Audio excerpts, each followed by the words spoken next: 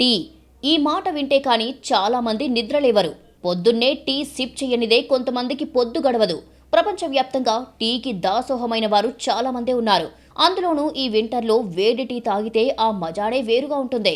ఫలానా సమయానికి టీ తాగనిదే పనులు ముందుకు కూడా సాగవంటే అంతలా పవర్ ఉంది టీకి. టీలో చాలా రకాలు వచ్చినప్పటికీ దానికి ఉన్న ప్రాధాన్యతే వేరు.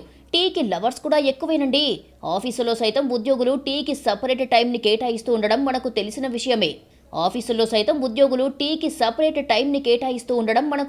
విషయమే. కాగా ఈ రోజు మే 21 శుక్రవారం అంతర్జాతీయ టీ దినోత్సవం. ఈ సందర్భంగా ఓ 100 ఏళ్ల నాటి టీ స్టాల్ గురించి తెలుసుకుందాం. ఈ 100 ఏళ్ల నాటి టీ స్టాల్ ప్రత్యేకత ఏమిటంటే, సాధారణంగా ఎక్కడైనా షాపు యజమానులు టీ తయారు చేసి విక్రయిస్తుంటారు. వారి డబ్బులు తీసుకుంటూ ఉంటారు. కానీ ఈ టీ దుకాణం మాత్రం పూర్తి భిన్నంగా ఉంటుంది.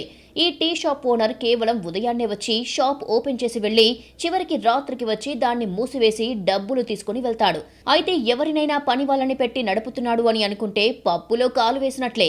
ఈ షాపులో కస్టమర్లలోనే ఎవరో ఒకరు ఛాయ్ చేస్తారు, తాగి డబ్బులు అక్కడ పెట్టి వెళ్తారు. 100 ఏళ్లుగా ఎంతో నమ్మకంతో సాగుతోంది ఈ టీ స్టాల్.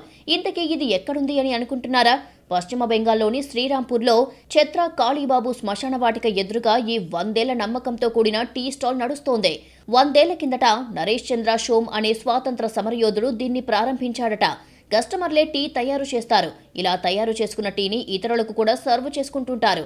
వాళ్ళు తాగిన టీ తాలూకు డబ్బులను ఆ దుకాణంలో పెట్టి వెళ్లిపోతారు. కస్టమర్లే నడుపుతున్న ఈ టీ స్టాల్ ఓనర్ అశోక్ చక్రవర్తి ఉదయాన్నే వచ్చి టీ స్టాల్ ను ఓపెన్ చేసి వెళ్లిపోతారు. తిరిగి రాత్రి 7 గంటలకు వచ్చి మూసేసి డబ్బులు తీసుకుని వెళ్తారు. చాయ్ తాగిన కస్టమర్లు ఎంతో నమ్మకంతో డబ్బులు గల్లాపెట్టెలో వేసే వెళ్తారు. ఈ స్టాల్లో ఇంతవరకు దొంగతనం జరగలేదని, టీ తాగిన కస్టమర్లు డబ్బులు అక్కడ పెట్టకుండా వెళ్లిన దాఖలాలు కూడా లేవని చెబుతున్నారు.